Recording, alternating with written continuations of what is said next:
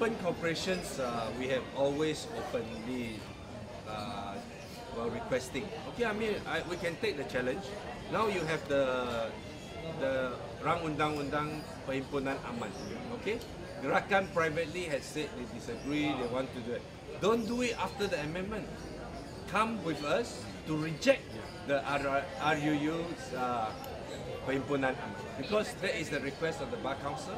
That's the request of the civil society. The MP should speak against it. And we hope that Gerakan MP spoke up against it and vote with us against it. Take that courage. I think that should be the step. I don't think a cooperation with any party should only be based on sharing power, but it should be the sharing of the same principle, and we fight together. So I think I will respect them to continue to be in Barisan Nasional if they dare to break rank, to vote against something is wrong, right?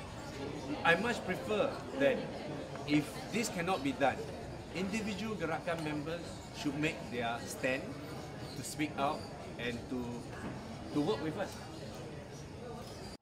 Seterusnya, malam ini kita ada satu pengumuman oleh seorang sahabat, dan kita juga telah banyak dengar tadi tentang berhijab. Kita telah menerima satu permohonan untuk membuat satu pernyataan pendirian kenapa saudara Darren yang bersama dengan kita ingin bersama. So saya pertama sekali serah kepada Darren, nanti kepada kedua-dua pemimpin YB Dato' Hari Abdul dan YB Nurul Izzah untuk jelas. Saya sekarang jemput saudara Darren. Saya dari cawangan Ijuk, Parti Gerakan, juga pemuda Ketua Bahagian Kuala Selangor, and also the pemuda Ketua Biro Penerangan Negeri Selangor. So, orang ke ada bawa? Ada bawa. Bahagian saya semasa saya masuk bahagian cawangan Ijuk dulu, saya bawa lebih kurang 20-30 orang masuk sekali. So these people will live together with me. In fact, some of them already left. My sister is the AJK for Wanita Selangor. She has left. She has resigned and left. And the others are all waiting. They actually been waiting for me to leave for so long. But I always like I have to ikut because sukut. Wait. We wait first. So how many are there? For now in Ijuk, I can tell you safely it's between 20 to 30 from Ijuk alone. And the cabang I'm going to Sungai Petani will have another new members who are from MCA who will leave, because they are all from my hometown and from my classmates. So they will leave MCA to join PKR. Saya pertamanya ingin menyatakan selamat datang pada Delvin Douglas, yang saya fikir bukanlah kali pertama bertemu dengan pimpinan keadilan. Sebenarnya daripada segi prinsip parti kita nyatakan kalau bersama dengan Keluarga Keadilan Pakatan Rakyat justru perlu menerima pakai prinsip yang kita perjuangkan, dan tentunya saya nampak komitmen beliau itu bersungguh-sungguh daripada lebih 6 bulan ke 8 bulan yang dulu untuk bertemu dengan pimpinan keadilan di peringkat negeri dan juga pusat untuk menyatakan kesediaan, termasuklah memberi saranan agar kami memujuk Presiden Gerakan. Jadi pada saya begini, kita lebih suka bila bercakap tentang pilihan parti politik Malaysia itu berdasarkan masing-masing kemampuan dan juga hati nurani masing-masing. Jadi pada hari ini saya ucap selamat, dan insya-Allah apapun kita mahukan perjuangan ini ada kesinambungannya. Jadi kita bercakap tentang ideal, tentang prinsip, dan bukan tentang apa-apa usaha untuk menenggelamkan atau membalas dendam sesiapa. Yang saya fikir inilah yang saya harapkan, dan saya hormati kerana saya nampak betul dari segi 6 bulan bukan satu yang mudah, dan dari isu kerusi sekalipun satu isu yang sensitif. Kita di peringkat ini tidak boleh menjanjikan apa pun. Yang penting adalah kesediaan yang ditunjukkan dan keikhlasan, insya-Allah, untuk membina Malaysia yang lebih baik.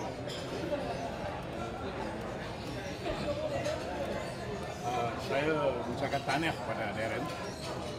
Kerana sebenarnya Darren daripada Sungai Petani dan satu sekolah pun, cuma saya senior dia. Kemudian apabila dia memberitahu saya ajak, saya kata yang pertama sekali you kena fikir hijrahan you ni mesti dengan niat dan hati yang suci.